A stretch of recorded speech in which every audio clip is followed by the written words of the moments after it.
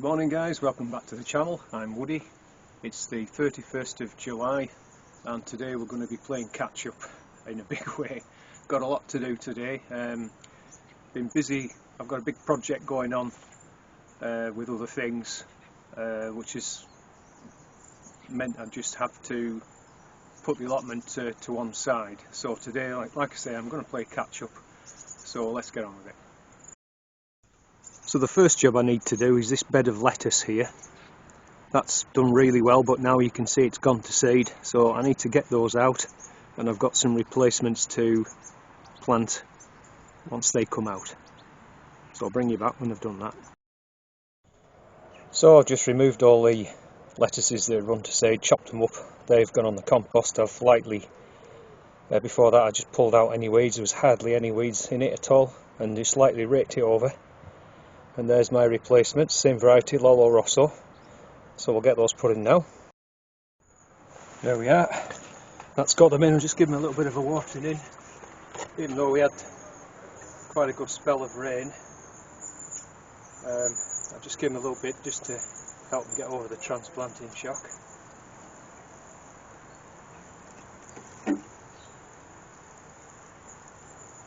Using quite a fine rose here.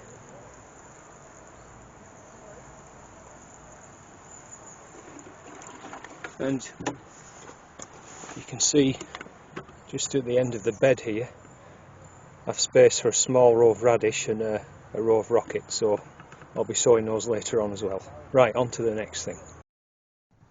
So it's concerning these two beds of kale here. You can see that they've put on a lot of growth again, but some of the outer leaves, I don't know if you can make that out in there, they've sort of gone that browny colour, so they'll be bitter and unpleasant. So what I'm going to do is lift the net out and get in there and thin a lot of the leaves out. Again, they'll go on the compost, and it'll just encourage the plants to keep throwing up new tender leaves.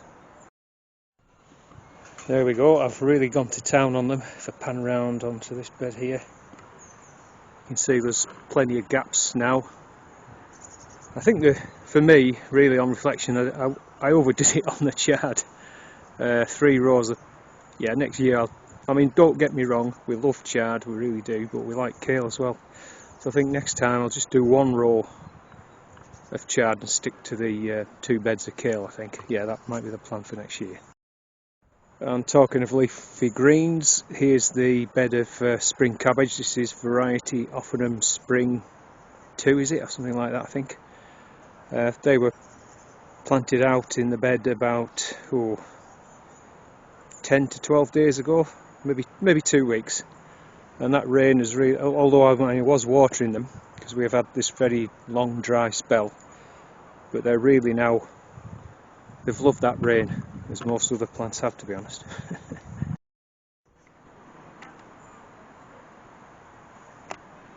Just been watching them gulp down the black currants. Well, you're welcome to them, mate. I'm done with them now. Alright, so you can see that there's a few apples lying on the ground here, dropped off this tree. Let's just have a closer look. Now, take this one for example. If you see, there seems to be a kind of hole around where the flower was. So if we just cut this open,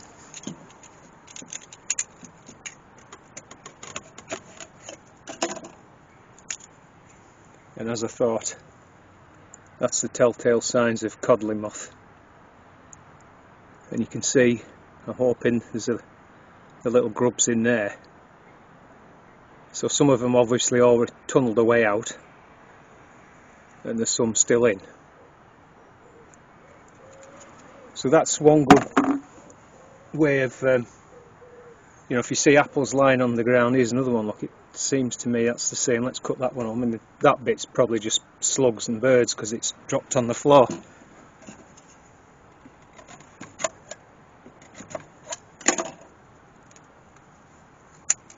Yeah. So again, you can tell how they've tracked through, they've eaten away in the core, and then some of them have burrowed their way out, and that'll start a new brood. And there's some I can see still left in there. So there's not a lot you can do really. You can put monitoring traps up and things like that to try and interrupt the life cycle, but it used to really get me down.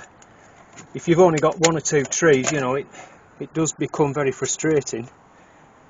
Same with this one.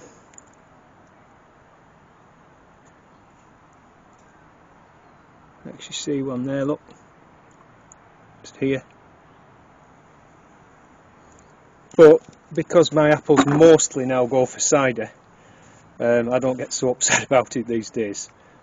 Right, talking of apples, I need to do some summer pruning. So to do the pruning, I have a set of Felco's number 8, and I have these little sort of diamond stones. This one's a medium, so I'm just going to give them a quick sharpen up. So just a few strokes at an angle.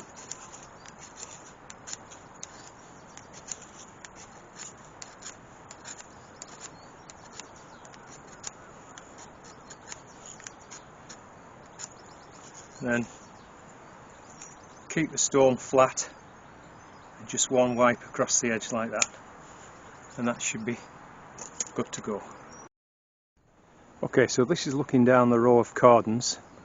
I mean, there's a little bit of a gap here, and I'm going to focus a little bit on there after the main pruning, but anyway, so this is what it looks like now. I'll go ahead and do the pruning, then we'll have an after shot. So that's the job complete. Now we're looking from the other end of the row. There's the material taken off, and you can see that obviously the fruit is now exposed to much more light and air, which will help ripen the fruit. And if you want to know more about summer pruning and fruit growing in general, I'll put a link up in the on the shot somewhere for you. That'll take you to my playlist. I'm just going to swing you around slowly. There's one other reason though why summer pruning is quite important. I pulled two fruits out here. Let's just have a closer look. So if you look at this one, once again you can see the exit hole of the codling moth larvae. Probably come out through the petal end as well, and also you can see that there's brown rot on there.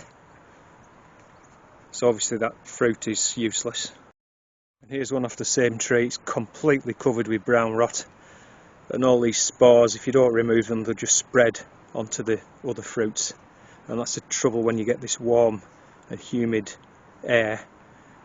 So obviously if you open up and let air in, you're not going to stop it, but you're going to reduce the chances of it.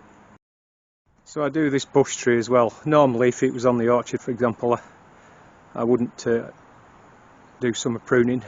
I would just more do sort of winter pruning and stuff, but because this is where it is, it just needs to be kept in check really, so it doesn't get too big and start getting in the way of things. So that's how it is now. I'll prune it, come back to you. There we go. So there's the pile of material removed.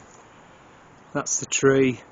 I've just left those 3 branches there. That's this year's growth for scion wood, just in case a mate of mine looking at some of the apples on this tree, variety Laxton's Fortune, and noticed they were very clean, no scab at all, so he might want me to graft that variety for him, so that's why I've left those. We've mentioned codling moth, we've mentioned brown rot, and here we've got scab. So again, it's a kind of a fungal spore. You can see it on the leaf here. So it will spread from the leaves onto the fruit, and then what happens is you can see the skin splits. And then of course if the spores of brown rot, they can easily get access into the fruit. So that's 3 problems we've mentioned today with apples. Like I say, the chickens will enjoy them. So that's about it for this one, folks. A quick brew, and then it's a big clean-up operation. Then I'll be back down this afternoon to sow those seeds, and I've got quite a bit of harvesting to do. Anyway, so if you enjoyed the content of the video, don't forget, smash that like button for me, drop a comment down below, and if you're not already subscribed to the channel, please do consider subscribing, and I'll see you in the next one. Take care, bye for now.